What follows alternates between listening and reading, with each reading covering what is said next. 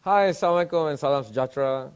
Saya berada di sini di Kuching, Sarawak, Borneo. I'm here where I like to be the best nowadays because the fight for sustainability, the fight for all the SDGs, Sustainable Development Goals, it is mainly here. Because a lot of things that we have done that we cannot take back in the peninsula of Malaysia. But right here in Borneo, this is where we must pitch the fight. This is where thought leadership and action must go hand in hand. And if I can make an invite, I would like to invite Greta Thunberg to come here because we do not destroy people, flora and fauna just going for eternal wealth.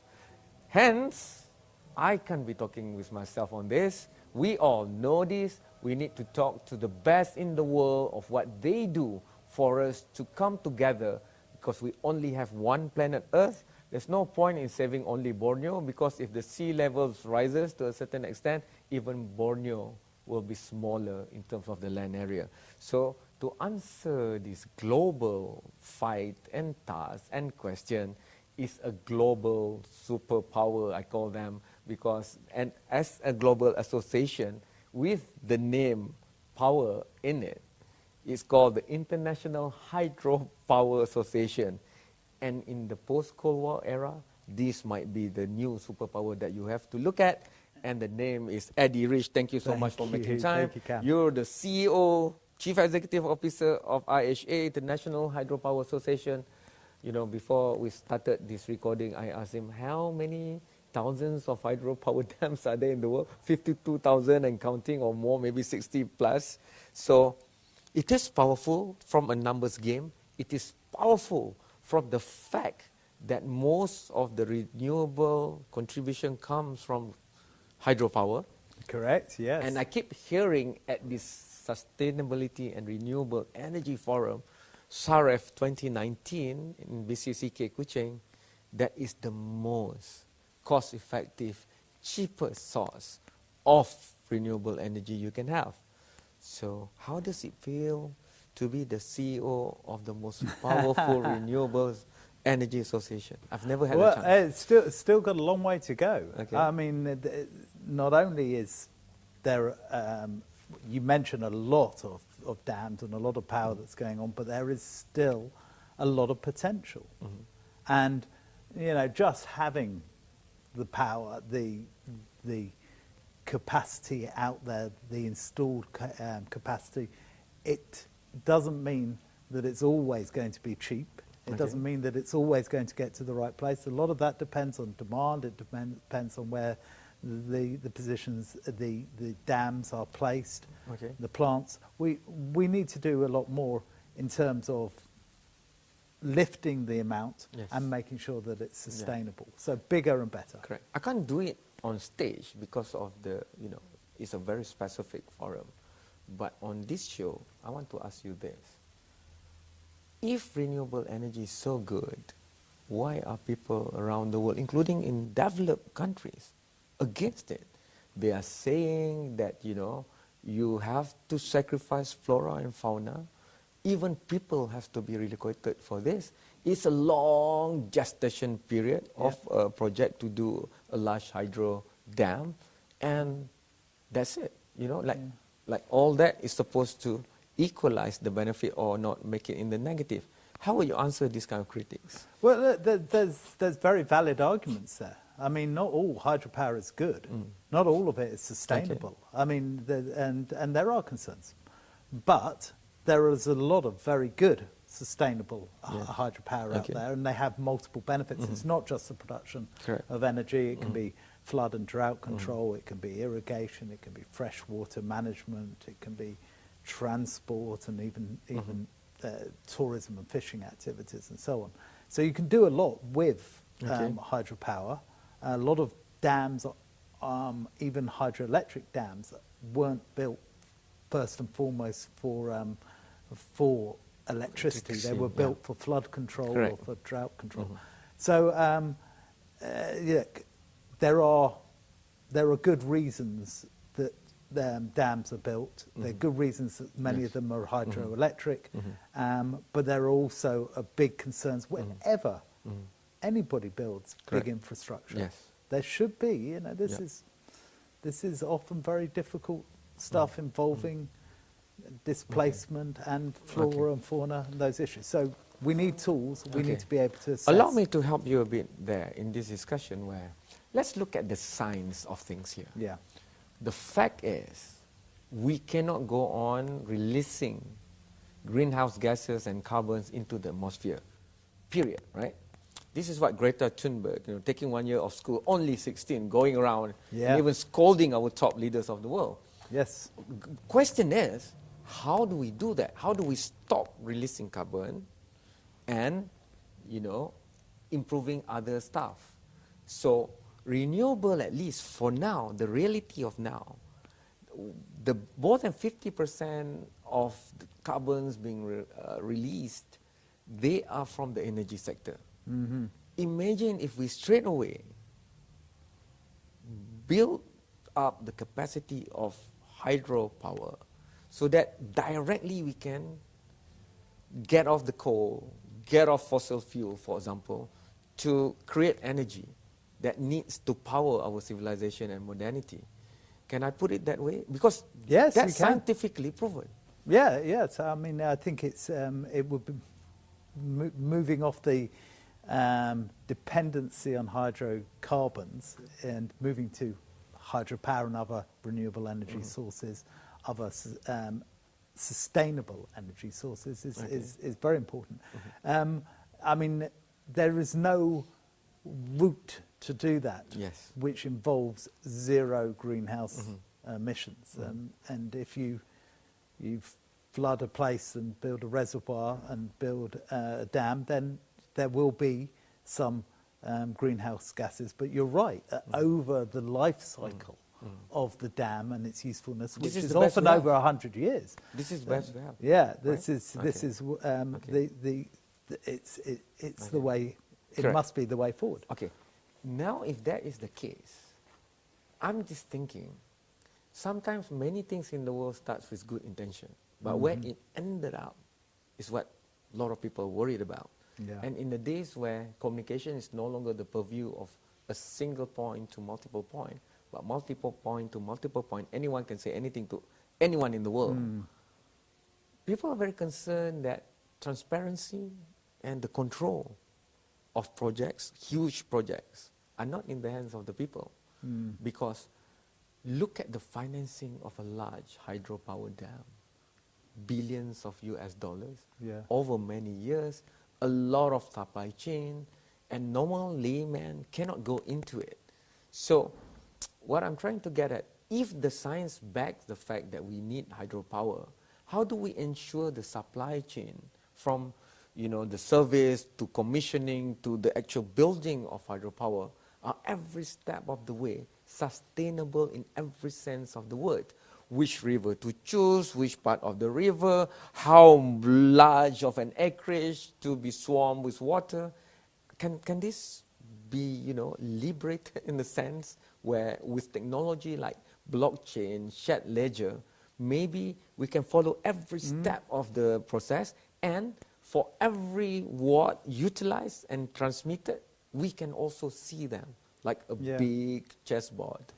That can be done, yes. And we have worked with governments, with scientific experts, and with NGOs, with campaigners and on the social and environmental side, to develop tools that do take you all the way through the value chain, all the way through the design and then the construction and the operation phases, to try to make sure that each stage of that and each question that you face in that is taken from a sustainability point of view. And we assess, and here in Sarawak, Sarawak Energy has done a number of those assessments on the dams that they have here. And they've also trained up their staff to be able to to continue to make those assessments as time Imagine goes there's on. no Sarawak Energy executive behind the camera. I want your honest opinion, professional opinion, that where are we in Malaysia in terms of adhering to all this? On stage I moderated a lady who introduced me to ESIA, Environmental Yes. and Social Impact Assessment, Yeah. right? So where are we in trying to do the best of that? Because she gave an example of, I think, Mong Ton, a project in Myanmar, which is supposed to be a bigger thing, but once they went in and see the impact, ecological and otherwise, they scale it down and make it cascading kind of project. So from that point of view, where do you rate Malaysia right now? A huge part of that is in Sarawak. In terms of our level of adhering to all this. I don't know. Is the honest answer. I haven't looked at it on a country basis. I'm aware of some of the projects that have been going on here in Sarawak, and they have been assessed against these tools, and the gaps have been identified, and the company is working with the community and with the government to try to address those gaps. And that's the honest, open and sensible way forward to try to do this. Nobody is expected to go into this assessment and get 100%. The reason so it's done with, I believe, with sincerity.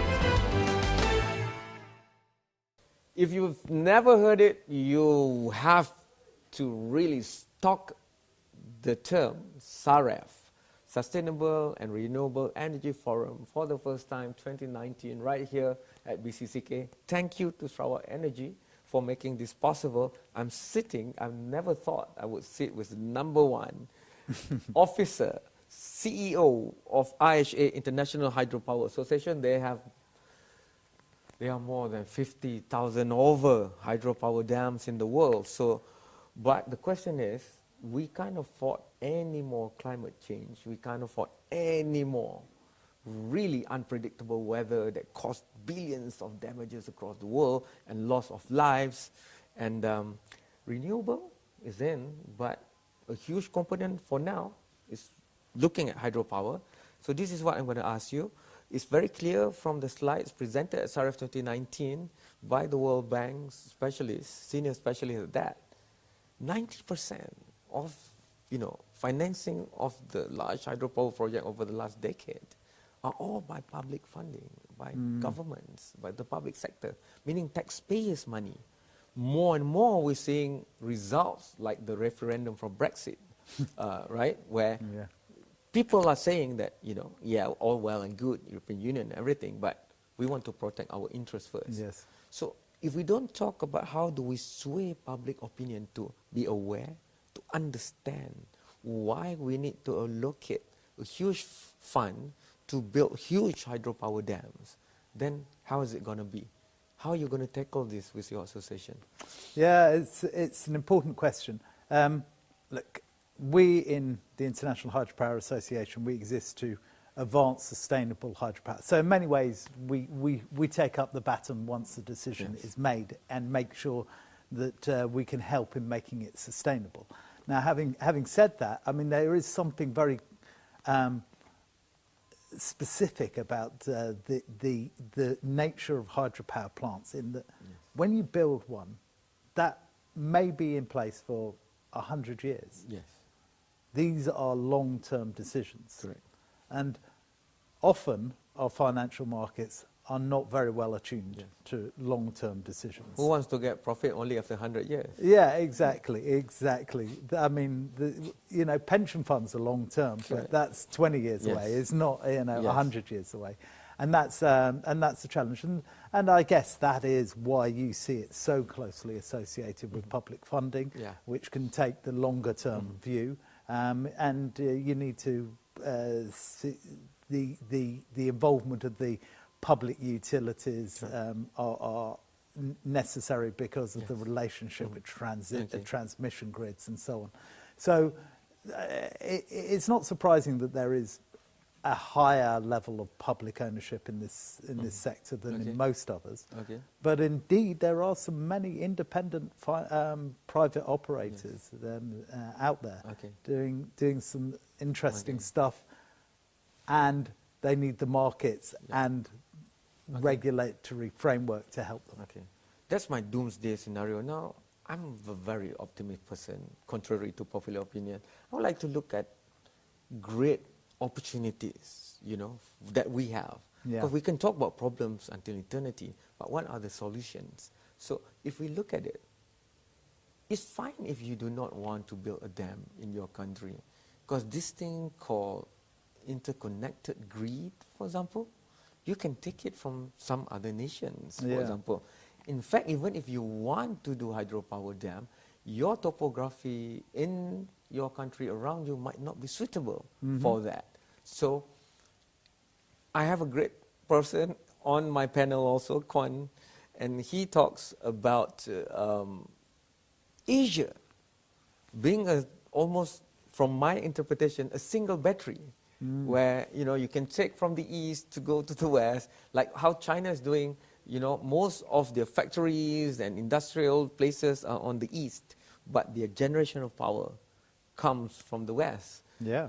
And that was the old Silk Road, and now the Silk Road have lines of transmission to power their, modernity, reducing hardcore poverty from 88% to single digit in just one generation, for example. But is this more ideal rather than, real? Because how do you get different nations to agree to almost a singular infrastructure, like an Asian connected grid, for example? Is this the bulk of the things coming into your meetings right now? Because if this happens, coupled with smart grid, coupled with blockchain, my God, we could really be giving Greta Thunberg, the 16-year-old, something really positive to talk about. Yeah, it's a very important aspiration. It's the right aspiration, and there is a lot of complexity, as you suggest, in terms of the politics of it, in terms of the technology of it, in terms of the infrastructure required to do it. This is by no means a straightforward concept, but it can be a great way to tie countries together and to help them to cooperate. I spent the last decade of my life in Scandinavia, and Norway and Denmark and Sweden, they all have complementary energy sources. Okay. So if the wind isn't blowing in Denmark, they take water from Norway, and that binds them together politically, economically, and that is from a single connectivity of a pooled grid, and so it is possible. We do see it in places, but it's a complex thing to get Let me frame it from a layman perspective. So it's doable in terms of technology, right?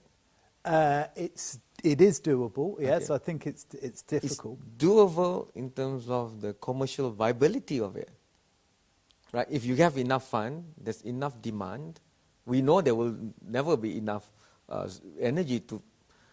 We are building so many things, and many countries are progressing. The movement of the B40 to the M40 middle class are getting bigger. Yeah. So there'll be more things produced, right? So the only thing stopping it from happening is people coming together, especially leaders. And money. I mean, it is this is what they've done in China has been a major investment. All right. Public fund? Well, in China, yes. But it doesn't necessarily need to be public funds. So that it is all possible. I think we'll see that equation, particularly on the finance, possibly change over time. Don't you think that, of course you guys don't produce engineers, but you are the recipients of these products of our education system. And more people are thinking, sometimes we're approaching them too late, because the world we have are from the products of the best Ivy Leagues graduate universities. What we need is also a reset, a new way of learning. In the Silicon Valley, you have the Singularity University. In France, you have the level 42, where it's all about design thinking and problem solving, for example. Do you think that we need this kind of a reset, education-wise, for us to have a new rethink? Of course, it seems ideal, but then again, we are being faced by challenges that no mankind civilization has ever faced before. Look, there's definitely a mindset shift that's going to have to happen. If we are going to meet the Paris targets, it's a mind shift throughout society. Yes. But delivery of bigger and better hydropower is central to it. Okay. And I very much hope that we are able to be part of that transition, build the incentives, both in the engineering part of it, but also in the financial and the political aspects to make that transition, that mind shift happen. I want to go away a bit from hydropower specifically, because when I look at your bio, you're not an engineer, you're not a financier, you've even worked in Extractive Industries Transparency Initiative. Oh my God, I've never heard of this. You are super cool. So people talk about transparency, but you were in an organization that looked specifically at that. Yes. So I'm just going to come at you like this. I believe that discourse is the new enabler in the modern society, because what is not discussed doesn't get looked, and what doesn't get looked wouldn't get improved. And with AI, artificial intelligence, even stories are being done by supercomputers. So we could know more and do more with the help of new technologies. Coming from your background, don't you think that the biggest problem of the world, which is the destruction of nature as we know it, could actually be halted by just a single attitudinal change, not just mindset change, of mankind? You know, we look so much at going to Mars and everything else, when the real answer, just like James Cameron and the movie Avatar, is going back to the very basic of it all, and, you know, really appreciating life as nature has done. Well, that's a big question, Cam. I mean, I think we do need to be well informed in our discussions, and I'm not sure that people do have the information in front of them.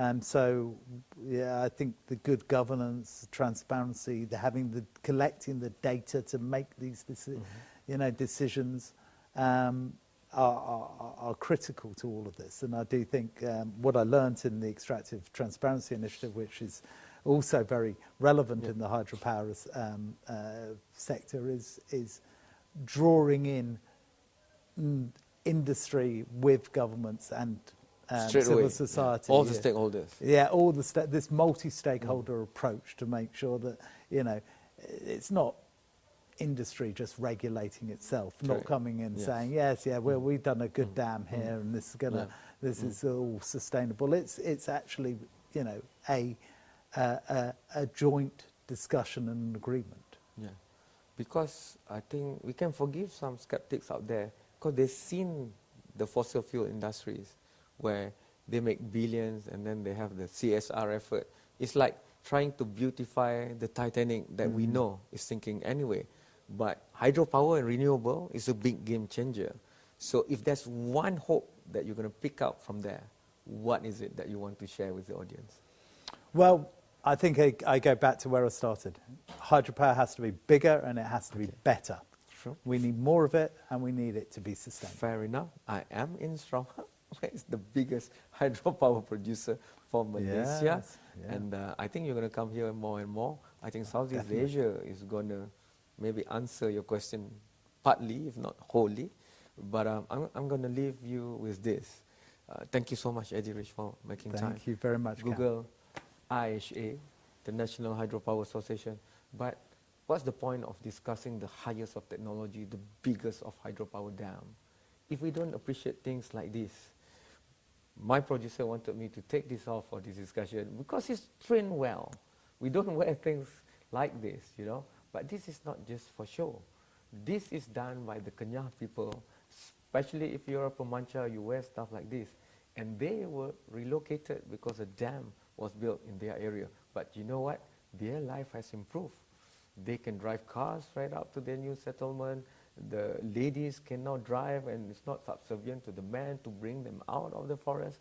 Of course, there's an offset, but at least in Malaysia, in Sarawak in particular, we're trying to do the best that we can, acknowledging the reality in front of us and still thinking of living enough, if not more, for the generation of the future. This is Kamarul Bahrin, reporting and talking and discussing for Agenda AWANI with the greatest hydropower mind as thought leaders right here at SAREF 2019. Thank you, SEV. I'll see you again soon.